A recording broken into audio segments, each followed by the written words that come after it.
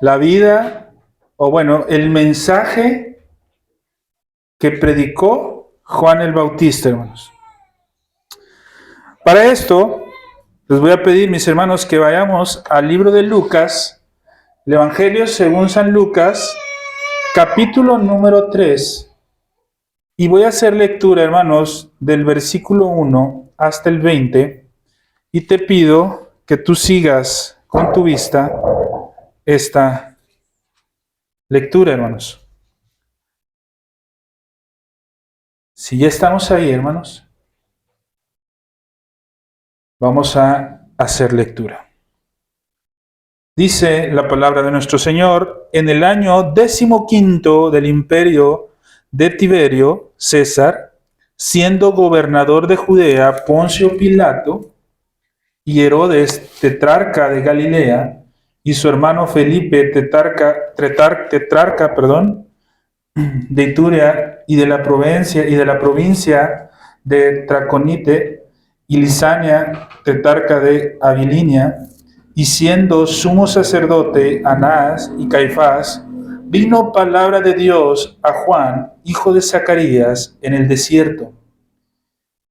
Y a él fue toda la región continua al Jordán, predicando el bautismo de arrepentimiento para perdón de pecados, como está escrito en el libro de las palabras del profeta Isaías, que dice: voz del que clama en el desierto, preparad el camino del Señor, enderezar sus sendas, todo valle se rellenará y se bajará todo monte y collado. Los caminos torcidos serán enderezados y los caminos ásperos allanados. Y verá toda carne la salvación de Dios. Y decía a las multitudes que salían para ser bautizados por él: oh generación de víboras, ¿quién nos enseñó a huir de la ira venidera? Haced pues frutos dignos de arrepentimiento, y no comencéis a decir dentro de vosotros mismos: tenemos a Abraham por padre, porque os digo que Dios puede levantar hijos a Abraham aún de estas piedras. Y ya también el hacha está puesta a la raíz de los árboles. Por lo tanto, todo árbol que no da buen fruto se corta y se echa en el fuego. Y la gente le preguntaba diciendo: entonces, ¿qué haremos? Y respondiendo les dijo: el que tiene 2 túnicas, dé al que no tiene, y el que tiene que comer, haga lo mismo. Vinieron también unos publicanos para ser bautizados y dijeron: Maestro, ¿qué haremos? Y él les dijo: no exijáis más de lo que os está ordenado. También le preguntaron unos soldados diciendo: ¿y vosotros qué haremos? Y él les dijo: no hagáis extorsión a nadie, ni calumnies, y contentaos con vuestro salario. Como el pueblo estaba en expectativa, preguntándose todos en sus corazones si acaso Juan sería el Cristo, respondió Juan diciendo a todos: yo a la verdad os bautizo en agua, pero viene uno más poderoso que yo, de quien yo no soy digno de desatar la correa de su calzado. Él os bautizará en Espíritu Santo y fuego. Su aventador está en su mano y limpiará su era, y recogerá el trigo en su granero, y quemará paja en fuego que nunca se apagará. Con estas y otras muchas exhortaciones os anunciaba las buenas nuevas al pueblo. Ojo lo que dice aquí, hermano. Con estas y otras muchas exhortaciones anunciaba las buenas nuevas al pueblo. Entonces Herodes el tetrarca, siendo reprendido por Juan a causa de Herodias, mujer de Felipe su hermano, y de todas las maldades que Herodes había hecho, sobre todas ellas añadió además esta: encerró a Juan en la cárcel. Vemos, hermanos, aquí el mensaje de Juan el Bautista. Y la forma, hermanos, en que Juan exhortaba a las multitudes, hermanos, que se acercaban a él. aquellos que se acercaban, hermanos, ¿sí? Aparentemente, hermanos, a bautizarse.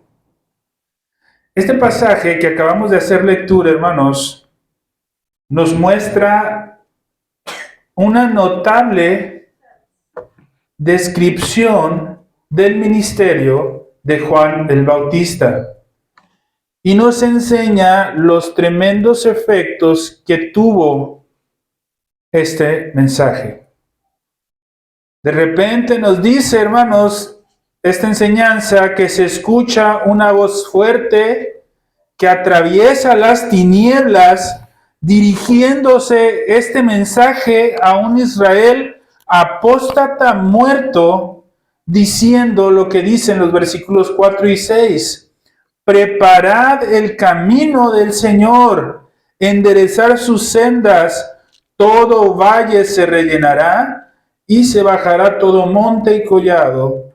Los caminos torcidos serán enderezados y los caminos dispersos allanados, y verá toda carne la salvación de Dios. Imaginemos, hermanos, cómo este mensaje empieza a hacer eco en la condición en que Israel se encontraba en ese momento, hermanos, que era totalmente un Israel apóstata, muerto completamente, hermanos. Con este mensaje, hermanos, ¿sí? Con esta exhortación que hace Juan el Bautista, trae como resultado, según la Escritura nos enseña, que un gran número de personas acudían a escuchar el mensaje de Juan. El Evangelio de Mateo, hermanos, en un pasaje paralelo, que está en el capítulo 3, versículo 5, nos dice, y salía a él Jerusalén y toda Judea y toda la provincia de alrededor del Jordán. Es decir, hermanos, mucha gente acudía a esta exhortación que hacía Juan el Bautista. Ahora, hermanos, leemos en el pasaje que estuvimos leyendo ahorita que no solamente acudían a escucharlo. Es muy probable que más de uno acudía por escuchar lo que estaba diciendo Juan, pero no solamente acudían a escucharlo, hermanos, sino que acudían muchos de ellos también respondiendo con arrepentimiento al mensaje y bautizándose. Había muchos que estaban acudiendo no solamente para ver qué está diciendo este hombre, sino que seguramente muchos hermanos con un corazón sincero dentro de ese Israel apóstata al que se le estaba predicando, acudían arrepentidos por sus pecados y pedían el bautismo. A pesar de lo humillante que pudiera parecer el mensaje de Juan. Hermanos, no era un mensaje que estuviera favoreciéndolos o que estuviera diciéndoles algo atractivo humanamente hablando. Era un mensaje de exhortación, hermanos. Era un mensaje de que les estaba condenando su condición actual en pecado. Y aún así, hermanos, tenía la intención ese mensaje de humillarlos, y aún así la gente respondía al llamado.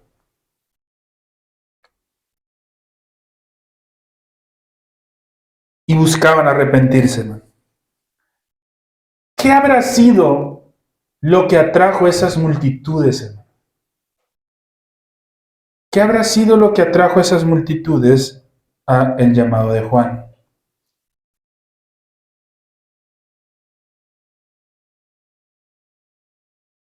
Hoy, hermanos, nosotros podemos ver muchos eventos en los que se predica el Evangelio. Inclusive, hermanos, muchas iglesias quizás estén reunidas ahorita, pero que su mensaje no va dirigido en la misma dirección que el mensaje de Juan el Bautista predicaba. Y lo delicado, hermanos, no es porque no vaya dirigido en la misma dirección de lo que Juan el Bautista predicaba, sino que vemos, hermanos, que Pedro predicó lo mismo, que Pablo predicó lo mismo, que Santiago predicó lo mismo, que Esteban predicó lo mismo, y quien tú me digas en el Nuevo Testamento predicaron lo mismo. Y para cerrar, hermanos, nuestro Señor Jesucristo predicó lo mismo. ¿Qué fue lo que hizo que multitudes llegaran, hermanos? En la iglesia primitiva, hermanos, cuando se empieza a predicar el Evangelio, hay un crecimiento exponencial de la iglesia en ese tiempo. En la Reforma Protestante, hermanos, también llega un punto en el crecimiento se vuelve exponencial, hermanos. Nada más como enseñanza, hermanos, de 1644, dentro de los bautistas particulares, de ser 7 iglesias de 1644 a 1689, pasaron a ser a más de 100 iglesias. De ser 7, perdón, en el 44, para el 89 pasaron a ser más de 100 iglesias únicamente dentro de los bautistas. El crecimiento en general, hermanos, fue exponencial. ¿Qué es lo que hacía, hermanos, que este mensaje atrayera a tanta gente?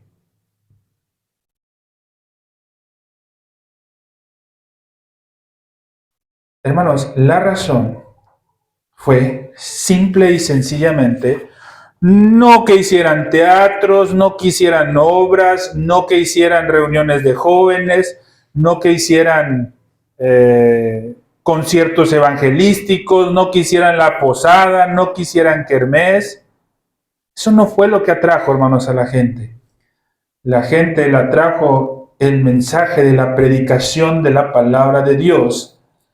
Pero no es simple hecho del mensaje de la predicación de la palabra de Dios, sino que fue hecho, hermanos, este mensaje y fue transmitido de forma audaz, llena del Espíritu, con convicción de conciencia y, ojo, con advertencia de juicio y presentando a Cristo exaltado. Hermanos, el día de hoy, lamentablemente, en las predicaciones, no se hace esto.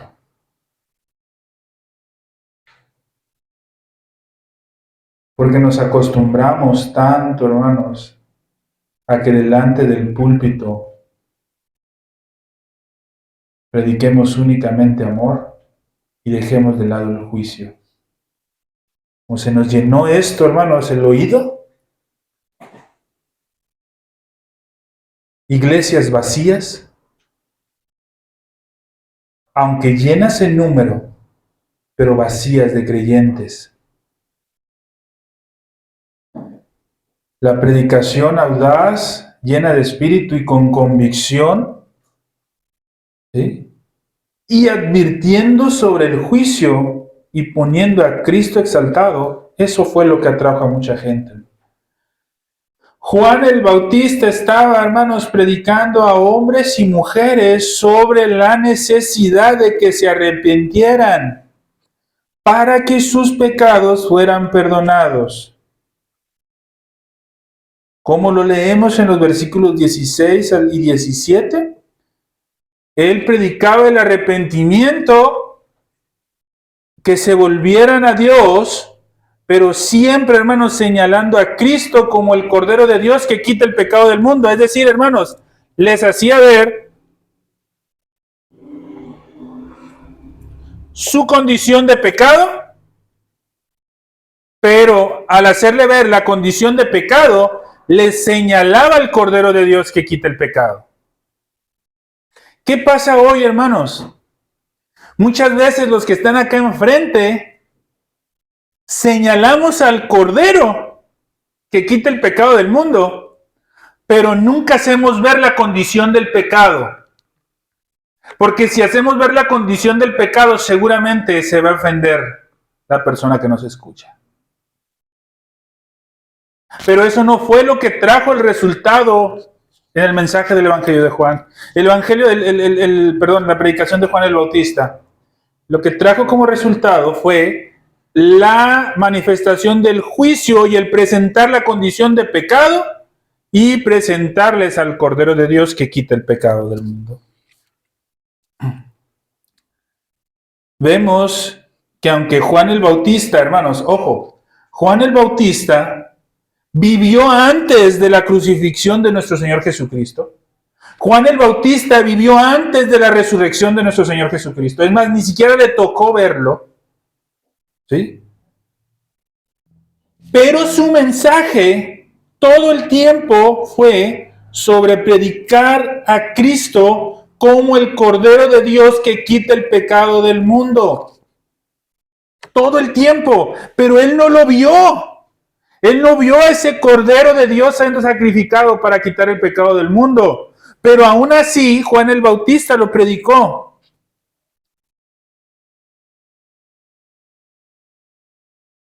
Si nosotros vemos, y en esto me gustaría que pusiéramos mucha atención, mis hermanos.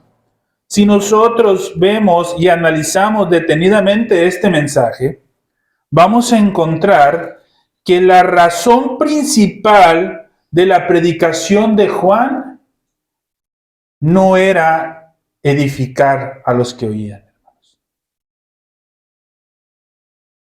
¿Iban a ser edificados? Sí, pero su razón principal, hermanos, nunca fue edificar a los que oían el mensaje. Su razón, hermanos, fue derribar, humillar, poner en una condición de desesperación tanto a hombres como mujeres para hacerlos conscientes de su necesidad. Esa era la intención principal de Juan el Bautista, hermanos. Humillar a quien le estaba predicando. Dejar sin excusas a quien le estaba predicando. ¿Sí? Para que de esa manera fuera consciente de su necesidad. Muy distinto a lo que lamentablemente pasa hoy, hermanos. En la actualidad, muy lamentablemente, vemos predicaciones que parece que siempre van dirigidas a víctimas dañadas por este mundo cruel y despiadado en el que vivimos. Esa es la predicación de hoy, hermanos. Y la gente se puede ofender, hermanos. ¿Por qué? Porque, ay, pobrecito de mí. Yo tengo esto que me impide hacer esto, yo tengo esto. Y parece, hermanos, como si fuéramos la víctima. Es que no nos pueden exigir tanto porque yo tengo tantos problemas. Es que si fuera tan fácil obedecer la ley, no me pueden pedir que obedezca la ley porque yo tengo tantos problemas. Es que yo no puedo estarme congregando porque yo tengo tantos problemas en mi casa. Es que, hermano, yo no puedo estar siendo fiel en la iglesia porque yo de verdad tengo muchos problemas en mi casa. ¿Y qué pasa, hermanos? Muchos erradamente dicen, hermano, no te preocupes porque tienes al Cordero de Dios que quita el pecado del mundo.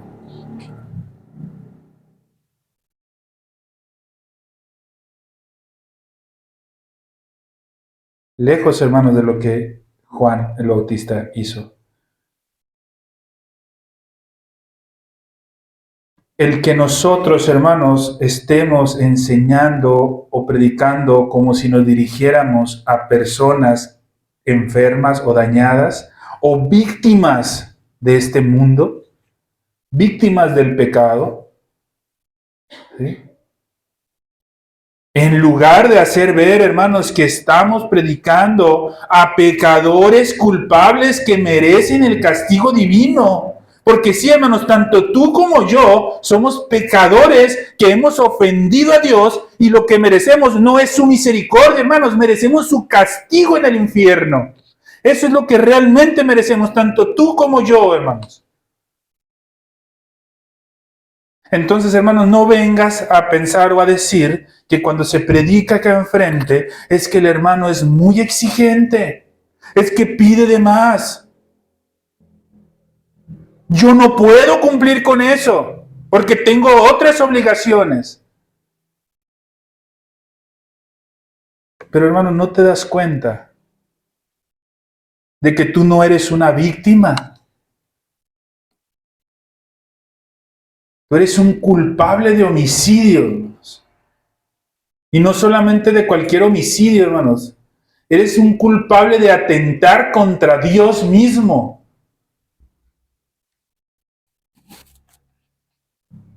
Comúnmente escuchamos, es que mira, Jesús vino a sanar tu vida. Pensando que todos somos víctimas. Pero no. Todos, hermanos, somos pecadores responsables de nuestro pecado delante de Dios. Y delante de Dios que es 3 veces santo. El no predicar esto, hermanos, trae como consecuencia iglesias con personas que difícilmente dan evidencias en sus corazones y en sus vidas que han cambiado realmente por el poder del Evangelio.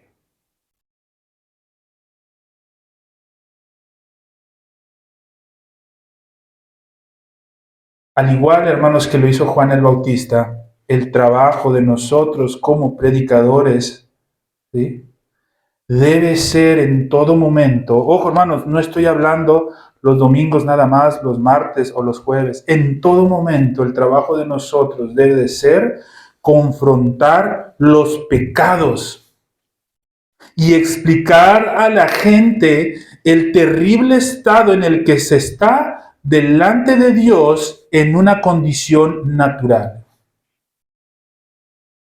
Que Dios me libre, hermanos, de ponerme aquí enfrente y hacerte ver como una víctima.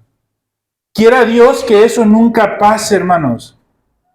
En el momento que yo llegara a cometer ese garrafal error, yo suplicaría a Dios que me eliminara de este mundo y mejor me llevara delante de la presencia de Él.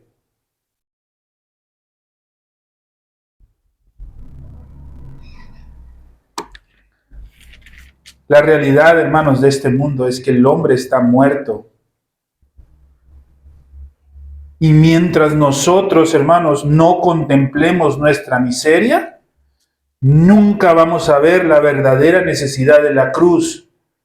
Nunca seremos conscientes de lo que significa ser pecador si no me hacen ver el pecado.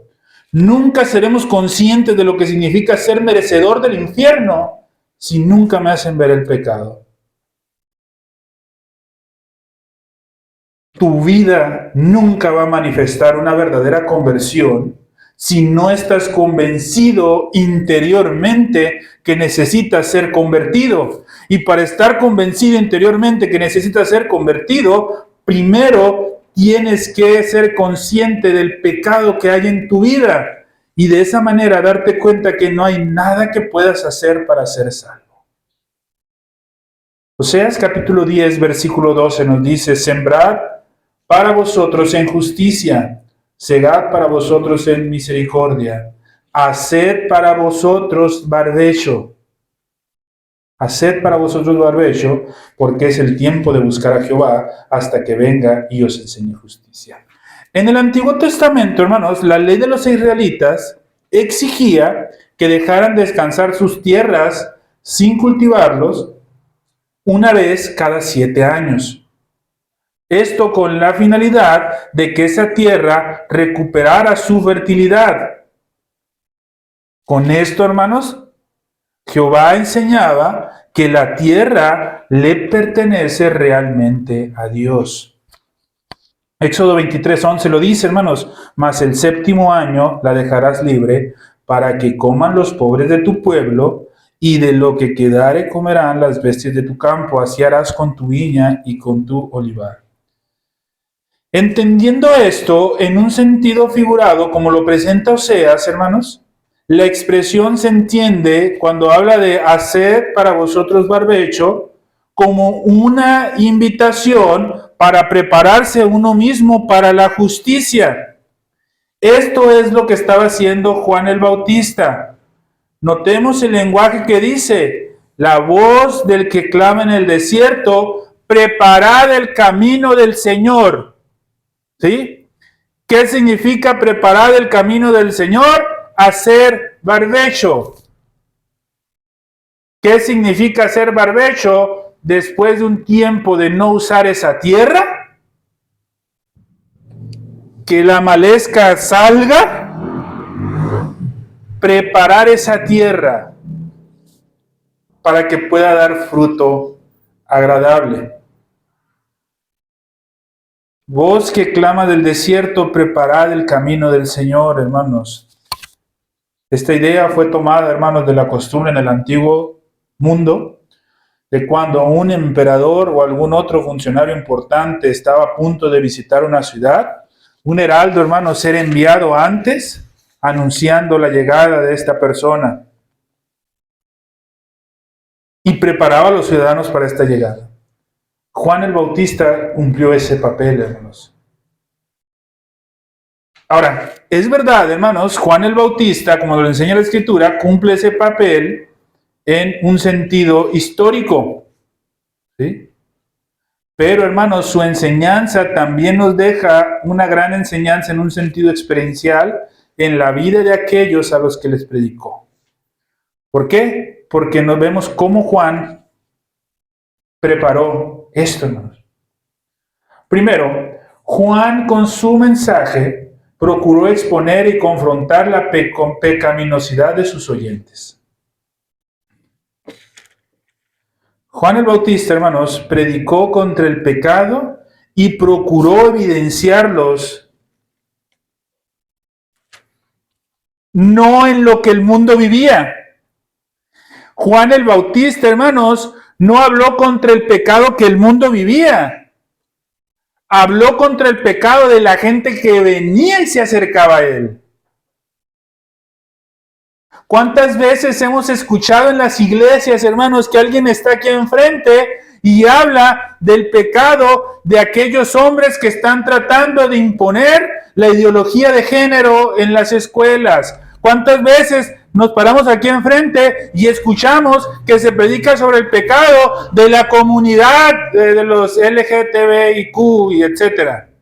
¿Cuántas veces escuchamos que los hombres se paran aquí al frente y predican de la maldad que está haciendo Palestina al atacar a Israel?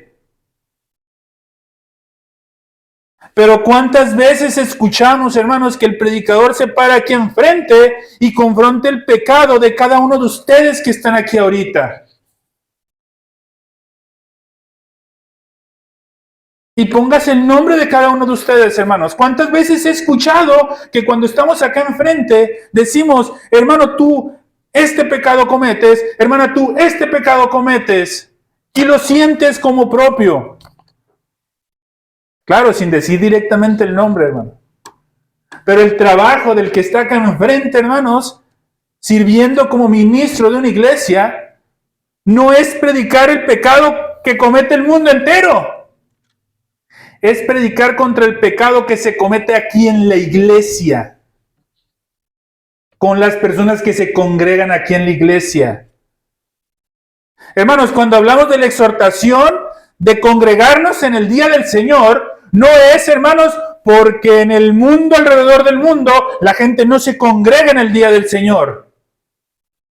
Es porque aquí en la iglesia hay gente que dice ser cristiano y no se congrega en el día del Señor.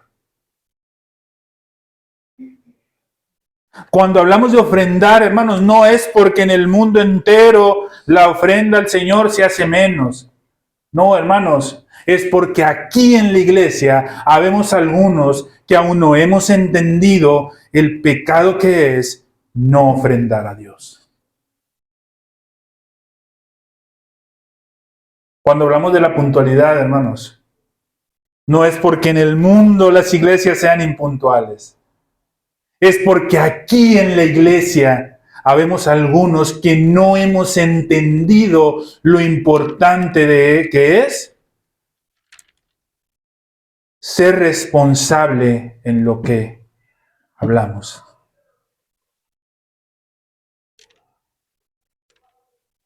Cuando hablamos y decimos iglesia despierta, no es porque nos estamos refiriendo a que la iglesia en el mundo entero necesita despertar.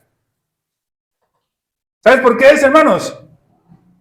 Porque muchas veces de acá se ve todo, hermanos, y hay más de uno que está dormido en la predicación. Y sí, hermanos, es directo. Porque a menos que hagamos ver el pecado específico en cada uno de nosotros, no va a haber forma de que eso se cambie. Y eso lo hacía Juan el Bautista, hermano. Versículos 11 y 14 del capítulo 3 de Lucas. Y respondiendo les dijo, el que tiene 2 túnicas dé al que no tiene, y el que tiene que comer haga lo mismo. ¿Por qué dijo esto, hermanos? Porque los que se acercaban a preguntar tenían más de una túnica y no ayudaban al que no tenía. Porque los que se acercaban a preguntar tenían que comer y no ayudaban a los que no tenían que comer. ¿Lo había dicho porque en el mundo en general así era? No, hermanos, era porque los que se estaban acercando hacían eso. Luego dice, vinieron también unos publicanos para ser bautizados y le dijeron, maestro, ¿qué haremos? Y él les dijo, no exijáis más de lo que está ordenado. ¿Habría dicho esto porque todos los publicanos exigían de más? A lo mejor y sí, pero lo está diciendo, hermanos, porque sabía que los que se acercaron de los publicanos a decir ¿qué haremos? Sabía que ellos exigían más de lo que estaba permitido.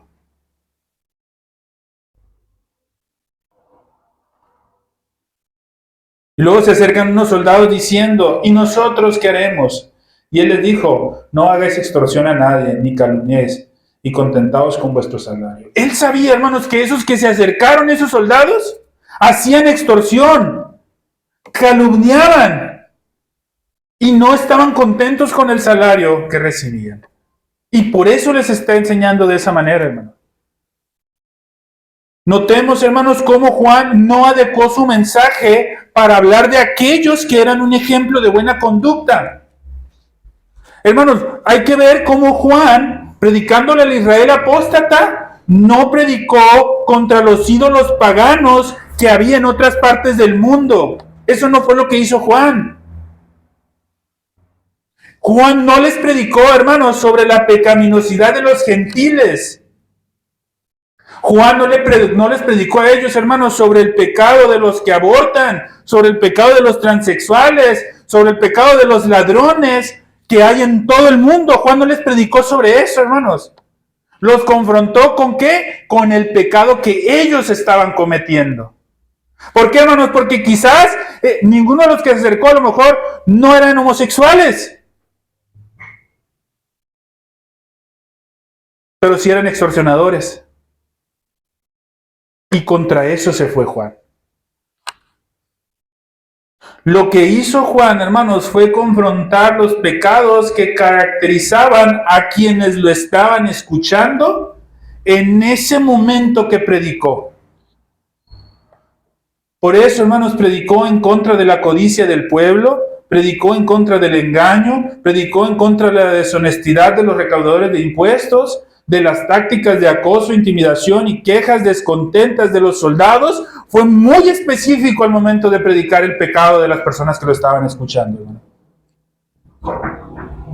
La predicación de Juan el Bautista fue de ese modo porque sabía que el corazón del hombre es muy hábil para construir muros protectores de excusas, elaborar autojustificaciones como una barrera que impida penetrar la conciencia del hombre y que de esa manera ignorar de forma voluntaria la condición de la carne.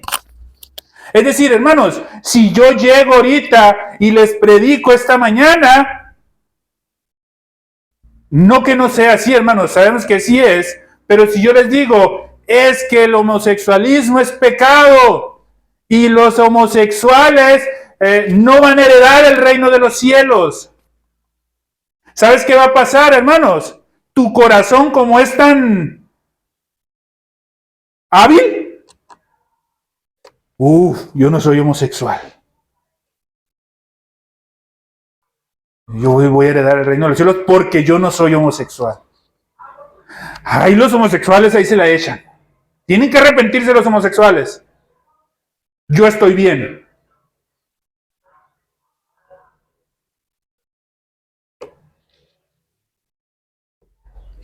Pero ¿qué pasa, hermanos?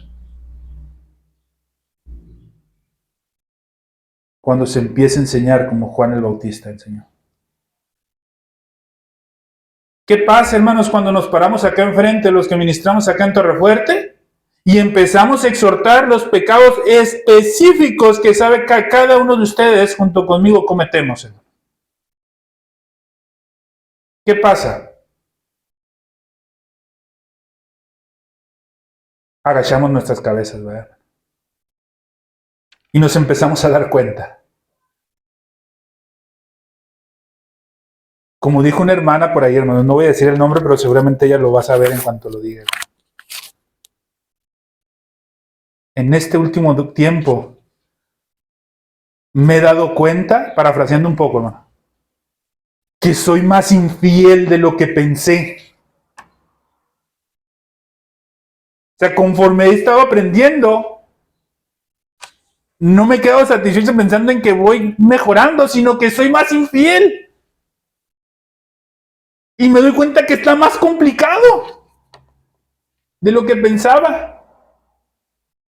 Eso es lo que tenemos que aprender a vivir, hermano. Allí es cuando realmente estamos manifestando un verdadero cristianismo, hermanos. En el momento que nos damos cuenta y que nos estamos humillando hasta lo más profundo, porque estamos aprendiendo que yo en mis capacidades no tengo absolutamente nada de qué jactarme, allí es cuando realmente yo estoy aprendiendo el verdadero evangelio. Pero cuando mi confianza se sustenta en que, bueno, yo sí oro, bueno, yo sí leo la palabra,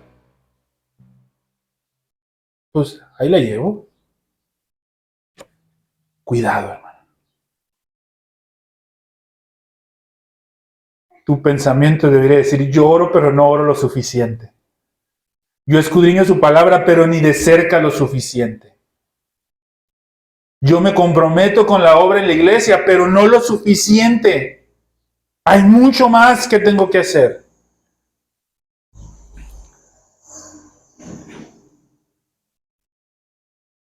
Mi hermano, el estándar por el cual Dios nos va a juzgar no es nuestra condición comparada con otra persona.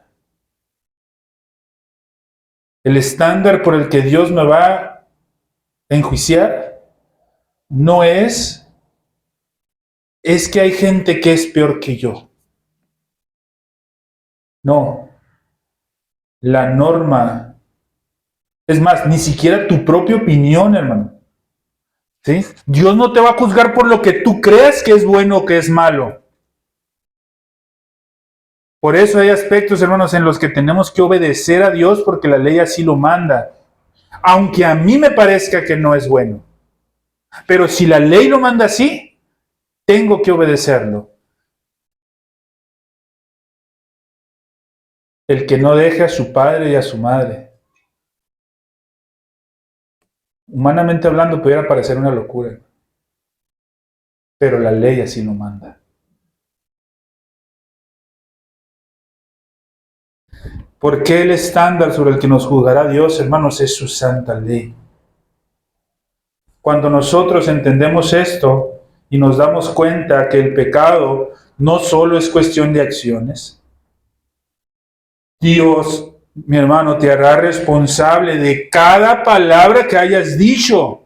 Ojo, hermanos, Dios te va a hacer responsable a ti y a mí de cada palabra que hayamos dicho, incluyendo chismes, ofensas hacia los demás.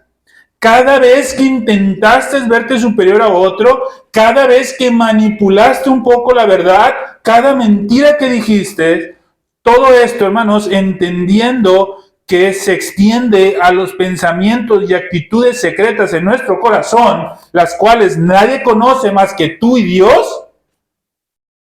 Hermanos, esto debería de ponernos a temblar de miedo, hermanos. Démonos cuenta, hermanos, estamos pecando contra Dios. Y lo más delicado, hermanos, que estamos ignorando las consecuencias. Y se nos sigue exhortando por el mismo pecado de hace años. Si se nos sigue exhortando por el mismo pecado de hace años, hermanos, ¿qué quiere decir? Que no nos hemos arrepentido de ese pecado.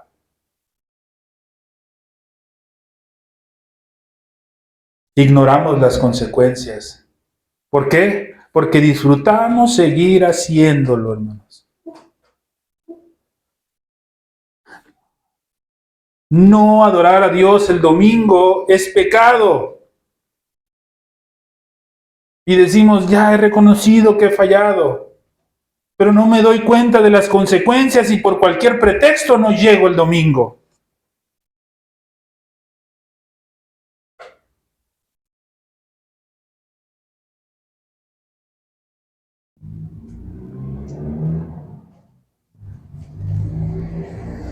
Hermanos, Dios es nuestro creador.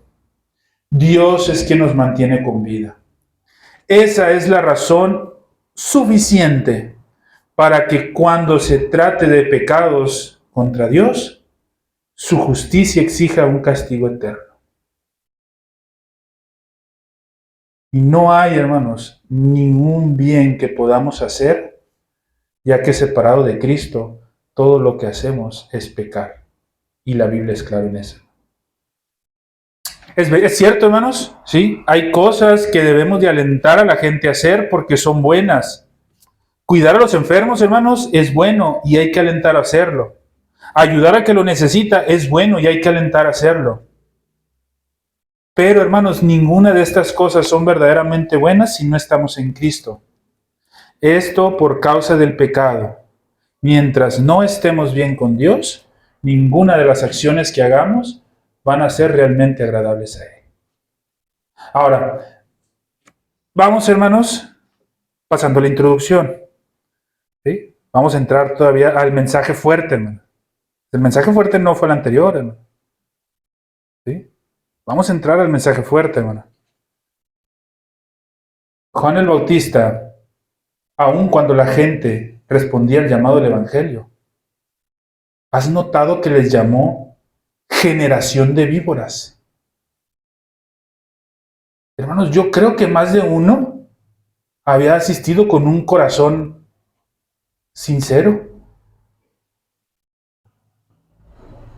Muy seguramente, hermanos. Pero ¿por qué les llama generación de víboras? No se habrá equivocado Juan y debería haber dicho, los que antes eran generación de víboras.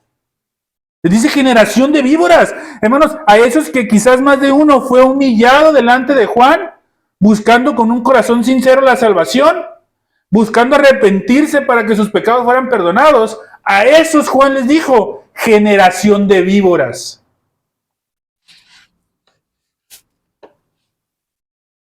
¿Por qué, hermanos? Porque con esta palabra, generación de víboras, Juan está advirtiendo acerca de la ira de Dios y el juicio venidero. ¿Sí?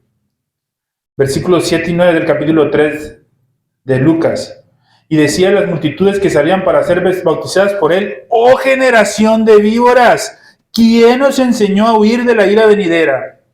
Haced pues frutos dignos de arrepentimiento y no comencéis a decir no comencéis a decir dentro de vosotros mismos, tenemos a Abraham por padre, porque os digo que Dios puede levantar hijos de Abraham aún de estas piedras. Y ya también el hacha está puesta a la raíz de los árboles. Por tanto, todo árbol que no da buen fruto será cortado y será echado en el fuego. Podemos ver, hermanos, cómo en su mensaje está advirtiendo que el hacha del juicio de Dios estaba a punto de caer sobre ellos. Y les decía que si no se arrepentían y daban frutos, serían arrojados al lago de fuego. Juan no quiso ser sofisticado en su forma de hablar. Dijo única y exclusivamente lo que tenía que decir. ¿Qué dijo? todos los que mueren sin Cristo serán condenados al infierno por la eternidad. Y dijo, no todos, únicamente los que no creen. Todos los que mueren sin Cristo. Así creas que estás en Cristo, pero si realmente no te has arrepentido y no se evidencian tus frutos, créeme, no estás, no te engañes. Sin duda, hermanos, esto que hizo Juan fue con un tremendo dolor en su corazón, hermano, y con una gran compasión, hermanos, para quienes llamó, oh generación de víboras. Yo les comentaba el día jueves, hermano, mientras preparaba esta predicación, me pegó tremendamente a mí, hermanos. Porque cada vez que yo leía, hermanos, y buscaba sacarle un sentido al pasaje, oh generación de víboras, ¿quién nos enseñó a huir de la ira venidera?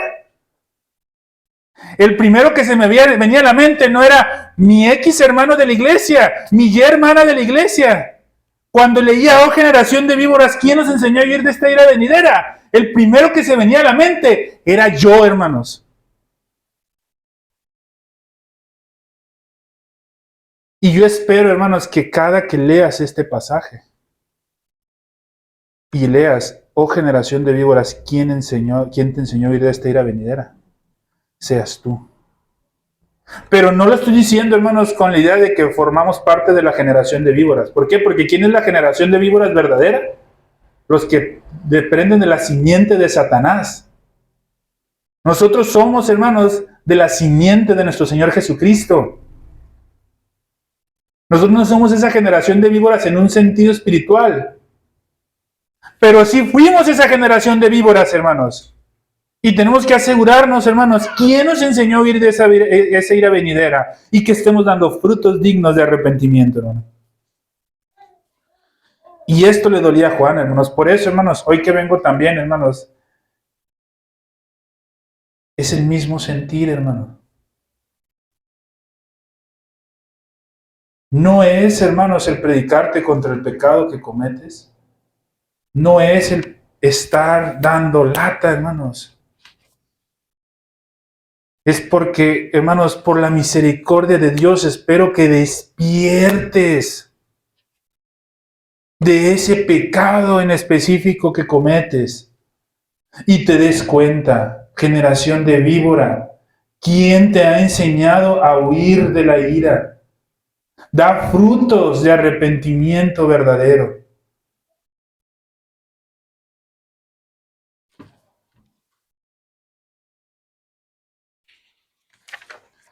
La pasión, hermanos, de Juan es lo que le llevaba a tener esa predicación tan urgente, hermanos.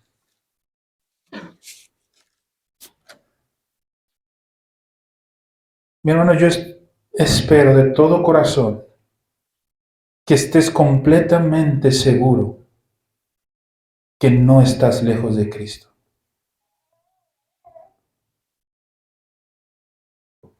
Porque mientras permanezcas en una condición alejada de Cristo, hermano, y que formes parte de esos que creen que han huido de la ira venidera, pero no dan frutos, corren un gran peligro. Hermano, date cuenta, un abrir y cerrar de ojos o un simple latido de tu corazón es la distancia, mi hermano, que te está separando de la condenación eterna en el infierno. Si realmente no estás con Cristo, si te sigues deleitando en el pecado, hermanos, en ese pecado que se te viene a la mente ahorita, si te sigues deleitando en él y estás separado de Cristo, puede ser, hermanos, que ni siquiera el sermón de hoy se termine. ¿Estás consciente de eso? ¿Te estás dando cuenta de eso?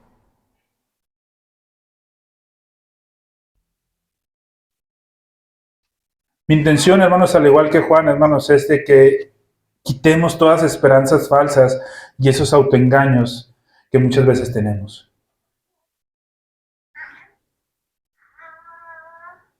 Juan, hermanos, sabía que cuando los pecadores, y esto es algo normal, hermanos, cuando los pecadores, y yo espero que esto no nos pase, si nos ha pasado, hermanos, que nos arrepintamos, cuando los pecadores son despertados en cierto sentido a los pecados que cometemos, a nuestros pecados, buscamos de alguna manera un alivio para nuestra conciencia. Y muchas veces, hermanos, aquel que se da cuenta de su pecado puede, hermanos, conformarse con algo que no es ni cercano a una verdadera conversión. Y en eso tenemos que tener mucho cuidado, hermano. Porque no es únicamente date cuenta que eres pecador. Asegúrate de que lo que estás haciendo es conforme a una verdadera conversión. Porque tu corazón también es tan engañoso que a veces te puede engañar en ese sentido y te puede hacer conformarte con algo que no es conversión realmente. Cuando esto pasa, hermanos, ¿cómo podemos saber esto? Ojo, hermanos, cuando alguien se da cuenta de tu pecado, cuando tú te das cuenta de un pecado que cometes, hermanos, cuando yo me doy cuenta de un pecado que cometo, ¿cómo sé, hermanos, que me estoy engañando? Cuando en mi vida rápido empiezan a aparecer promesas, donde yo me comprometo a ser mejor de ahora en adelante. Cuando eso empieza a pasar, me doy cuenta que estoy mal, mi compromiso con la iglesia, con Dios está mal. Me comprometo, yo prometo de ahora en adelante ser mejor. Y de repente se empiezan a ver ciertos cambios en tu vida, ¿sí? Algunos cambios superficiales. En algunos casos, hermanos, ese supuesto arrepentimiento nos lleva a una pequeña oración y clamar a Dios. Algunos, hermanos, empiezan a ser un poco más frecuentes en la asistencia a la iglesia. Algunos, hermanos, empiezan a leer un poco más la Biblia y empiezan a vivir este tipo de cosas. Y con esto, hermanos, se sienten mejor consigo mismos. Y eso que empiezan a hacer los lleva a poner su confianza en algo que no es solo Cristo. Se engañan ellos mismos con una conversión falsa. Y Juan fue muy fiel al dar a conocer y tener cuidado que no te engañes de esa forma. En al menos 3 aspectos, hermanos, que es con los que vamos a ir terminando. Ahora, hermanos, ¿es bueno comprometerse a ser mejor? Sí. ¿Es bueno, hermanos, ver esos pequeños cambios? Sí. ¿Es bueno orar? Sí. ¿Es bueno, hermanos, empezar a asistir y a comprometerte más con la iglesia? Sí. ¿Es bueno leer la Biblia? Sí. ¿Es bueno este tipo de cosas? Sí, son buenas. Pero si eso es lo único que tienes como evidencia de tu salvación, estás quitando los ojos de Cristo. Como decíamos ahorita en la clase, hermanos, no. Soy salvo solo por gracia y por fe, sin las obras de la ley. Pero la ley me sirve como regla de vida. ¿Sí? Ahora, Juan trató, hermanos, en todo momento de que esto quedara bien en claro. Es verdad, hermanos, bautizó a todos los que profesaron arrepentimiento. Todos los que se acercaron diciendo que se habían arrepentido, Juan no les negó el bautizo, los bautizó. Pero su intención todo el tiempo, porque ojo, les dice generación de víboras después de haberse bautizado. ¿Sí? Su intención todo el tiempo fue asegurarse de que no pensaran que por el simple hecho de ser bautizados serían salvos. Hay mucha gente, hermanos, que comete un tremendo error al pensar de que por el solo hecho de bautizarse ya es salvo. Ese es un error, hermanos. ¿Sí? Él los confrontó, hermanos, con la realidad. Hermanos, imaginémonos un escenario muy parecido a lo que vivió Juan el Bautista en la actualidad. Dígame usted si no pasaría así, hermanos, ¿sí? Empieza a predicar a alguien, empieza a venir mucha gente, ¿Qué es lo que haría, hermanos, en la actualidad un predicador?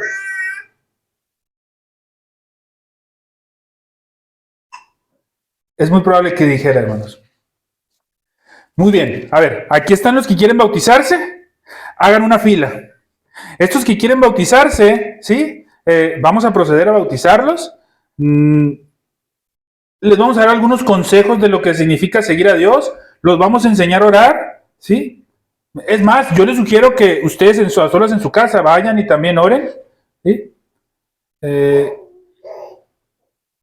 Y rápidamente le iban a decir, ¿sabes qué? Apunta cuántas decisiones hicieron por Cristo en esta noche. Apunten un papelito para ir y seguirles dando seguimiento. Esto es muy común, hermanos, que pasen los supuestos eventos evangelísticos. Y después, con pancartas en todos lados, digan, es que tuvimos chorrocientas de conversiones este día. Y estamos muy gozosos porque el Señor nos permitió predicarle a 100 gentes, y de esas 100 gentes, 90 respondieron al llamado del Evangelio.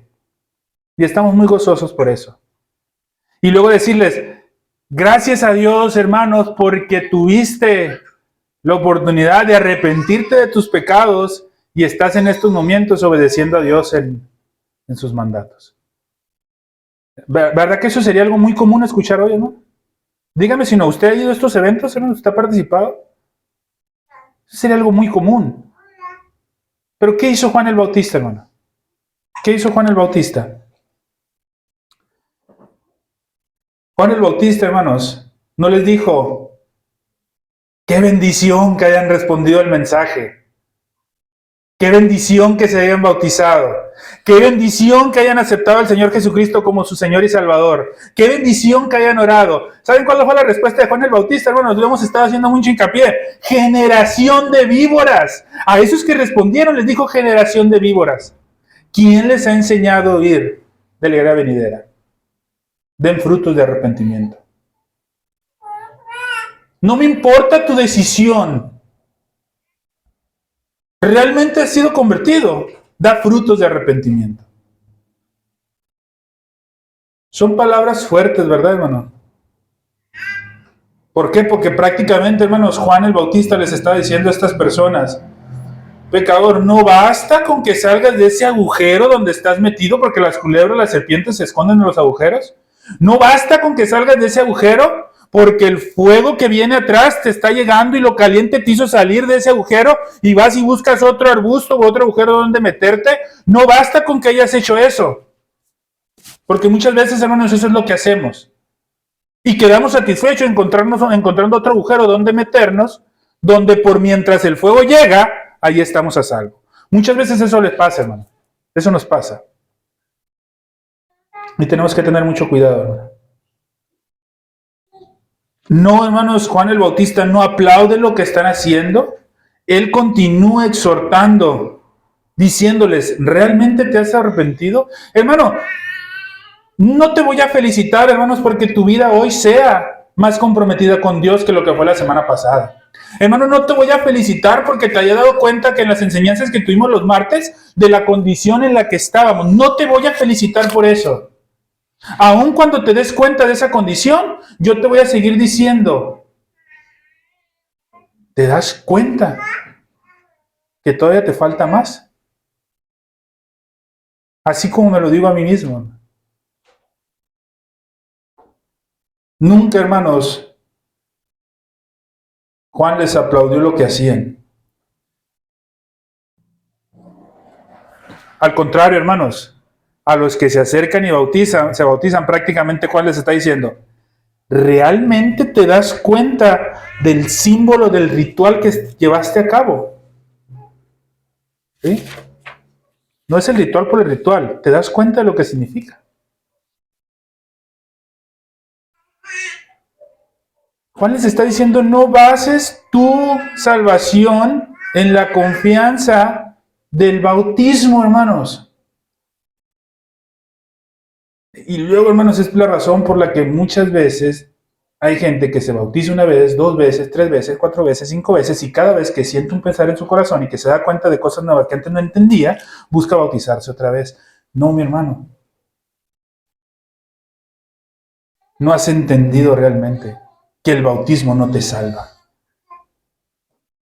Tú no tienes por qué volver a bautizarte si te diste cuenta de una verdad que antes no te dabas. Porque el bautismo no te salva.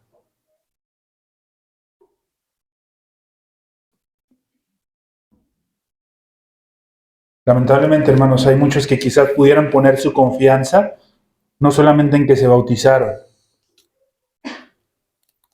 pudieran poner su confianza en que crecieron en un hogar cristiano. Sus padres todo el tiempo profesaron el Evangelio. Ponen su confianza en que han sido instruidos en la palabra desde chicos.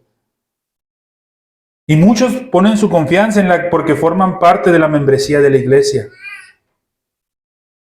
Ojo, hermanos, el formar parte de la membresía de la iglesia no asegura tu salvación. El crecer en un hogar cristiano tampoco. El ser instruido en su palabra desde chico tampoco. El congregarse frecuentemente tampoco. Es más, muchos de ustedes podrían pensar, ¿sí? Yo creo que yo soy cristiano porque el pastor me tiene una estima como un siervo fiel.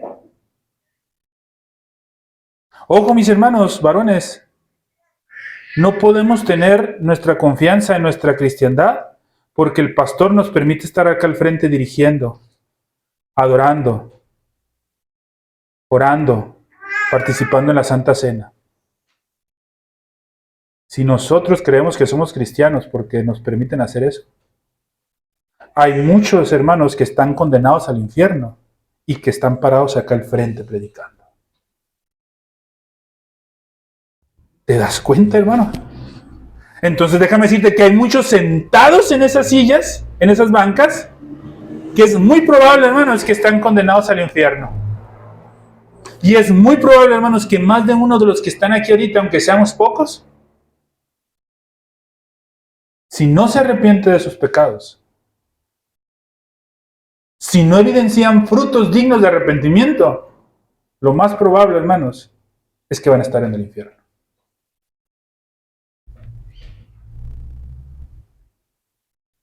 Es increíble, hermano, cómo muchos nos puede resultar muy difícil creer que alguien puede estar tan involucrado en las cosas de Dios. Es increíble, hermanos, que uno puede estar tan involucrado en las cosas de Dios y aún así no formar parte de la familia de Dios, hermano. Pero es una realidad, hermano. ¿Sí?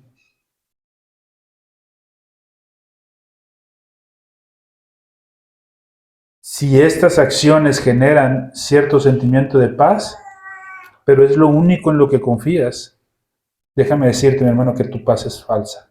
No te engañes. Así como Juan el Bautista advirtió a sus oyentes acerca de confiar o de no confiar en los rituales o actividades religiosos, es mi trabajo advertirte de esto, hermano, también. Juan advirtió que no confiaran en su herencia religiosa o conexiones familiares. Esto era un tremendo problema para los judíos, hermanos, porque el judío tenía el pensamiento de que eran salvos porque tenían el privilegio de ser descendientes físicos de Abraham. Por esa razón decían que ellos no necesitaban arrepentirse, no ocupaban el nuevo nacimiento. Para ellos, los gentiles eran quienes necesitaban arrepentirse. Ellos decían, nosotros estamos bien porque somos hijos de Abraham. Pero mis hermanos, son los hijos espirituales de Abraham los que se salvan, como lo afirma Pablo en Romanos y en Gálatas, como leímos también. En la actualidad, hermanos, nosotros como los judíos podemos enfrentarnos a situaciones similares. ¿Cuántos de los que están aquí, hermanos, pudieran pensar, mis papás son cristianos? ¿O cuántos de los que escuchan la grabación pudieran pensar, mis papás son cristianos? He ido a la iglesia desde que tengo memoria. Crecí practicando la adoración familiar. Me aprendí, quizás a lo mejor Verónica se va a acordar de esto, la cancioncita esta que se enseñaba para aprenderte los libros de la Biblia de memoria en las escuelitas bíblicas, ¿no? Y que te aprendías cantando los libros de la Biblia. ¿No te acuerdas? Luego te lo voy a pasar. una cancioncita así y con eso te aprendías los... Muchos pudieran pensar eso, mira, yo hasta me sé los libros de la Biblia completos. Mi vida en la iglesia ha sido un estilo prácticamente de vida para mí, desde que tengo uso de memoria. Y podrían decir, es que la realidad yo no sé cómo es vivir en el mundo. Eso es falso, hermano. Nadie se salva por eso. Sin duda, hermanos, son grandes privilegios. ¿Sí? Yo he hecho hincapié, hermanos, es un privilegio tremendo poder tener, en este caso, a mi esposa como creyente. Si el Señor me permitiera tener hijos, hermanos, sería una bendición para ellos. Pero, hermanos, eso no es menos que si yo no tuviera eso. Para nada, hermanos. No lo veamos como menos.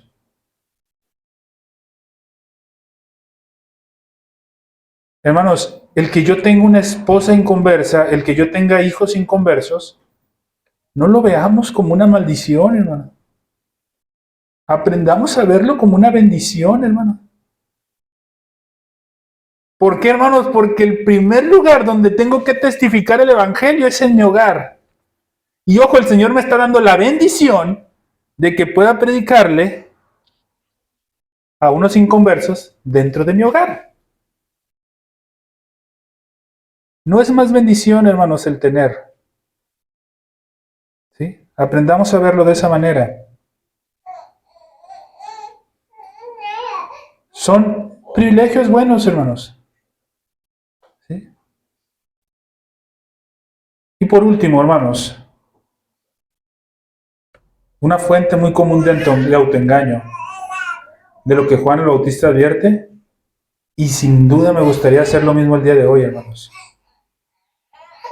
Juan advirtió a la gente que no confiara en una profesión de fe vacía. Podemos ver nosotros que les desafió, hermanos, en todo momento, a no confiar en una profesión de fe en Cristo vacía, ni tampoco, hermanos, el arrepentimiento que no hubiera dado frutos en la práctica con una vida de obediencia y devoción a Cristo. Juan el Bautista les dijo, vienen a ser bautizados por mí profesando arrepentimiento. Si es verdad que se han arrepentido, esto se va a hacer manifiesto. Y esto lo hizo con una tremenda advertencia, hermanos, que me gustaría hacer el día de hoy. Hermanos, y ya también el hacha está puesta a la raíz de los árboles. Por tanto, todo árbol que no da buen fruto será cortado y será echado al fuego.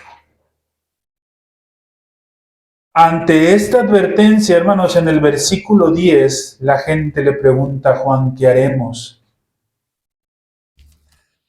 Hermanos, el hacha está puesta. Si no das frutos dignos de arrepentimiento, no me basta con que me digas, hermano, yo me he arrepentido.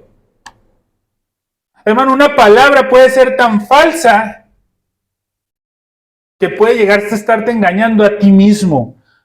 Mi hermano, si tú no das frutos, el hacha está puesta.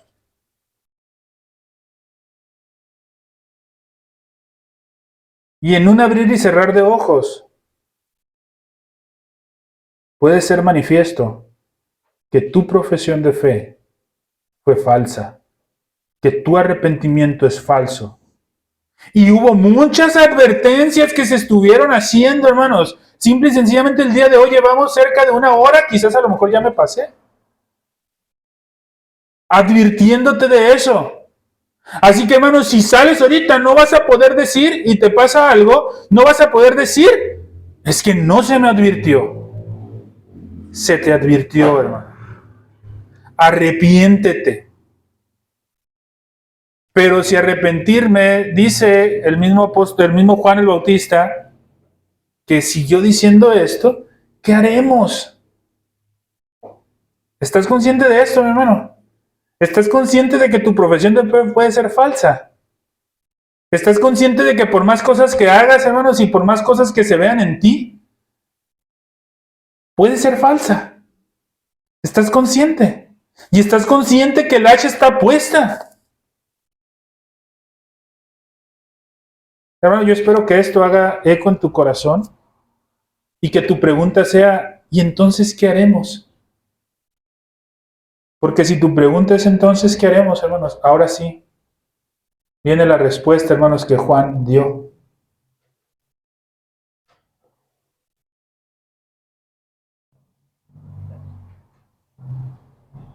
He aquí el Cordero de Dios que quita el pecado del mundo. Son dichosos aquellos que han sido invitados a la cena del Señor. ¿Cómo está tu vida hoy, hermano? ¿Cómo está tu condición hoy? Lo que acabamos de acordar como iglesia hace un par de martes, hermano. ¿Cómo está tu condición?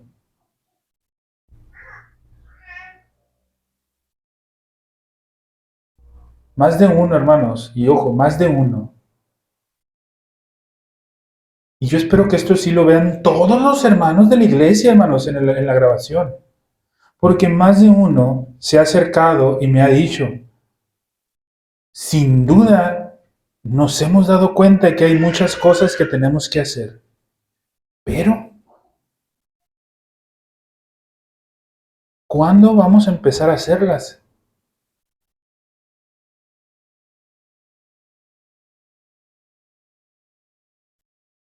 Cuando la fe verdadera existe, hermanos, puesta en el Cordero de Dios, siempre va a ir acompañada de la mano del arrepentimiento. Y ese arrepentimiento unido a una vida que produce frutos, lo cual es una vida que busca obedecer a Dios, hermanos. Solo Cristo es quien puede producir ese cambio en tu vida, ya que eso tiene un propósito, hermanos. Direcciona tu vida en esa conversión. Solo tienes una profesión de fe sin una verdadera marca de un cambio en tu vida. Déjame decirte que te estás engañando. Arrepiéntete de tus pecados y clama a Cristo. Con esto que te he dicho el día de hoy, hermano, yo espero que seas humillado. Sí, hermanos, espero que seas humillado. Pero no hasta el punto que quedes destrozado, sin esperanza.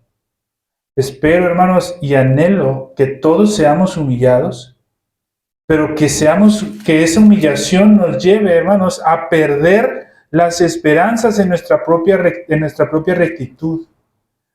Preparar barbecho, dejar de hacer cualquier cosa en esta tierra que nosotros podamos hacer, que la maleza florezca, y empecemos a sacar todo eso, para que Dios empiece a obrar en nuestra vida. Hay que darnos cuenta, hermanos, que la misericordia de Dios en Jesucristo y de qué manera podemos correr a Él. Mi intención, hermanos, es que encontremos en el Evangelio un bálsamo que sirva para sanar nuestras heridas espirituales y veamos todos la necesidad de tener fe en el Salvador que ha sido crucificado. Mi intención, hermanos, es que veamos a Cristo todos como alguien poderoso para salvar. Que veamos a Cristo como ese Cordero de Dios que quita el pecado del mundo y que sin duda es el único que puede dar vida a los muertos. Y es en quien debemos poner nuestra confianza. Vamos a orar. Padre Santo, Señor, gracias te damos, mi Dios, porque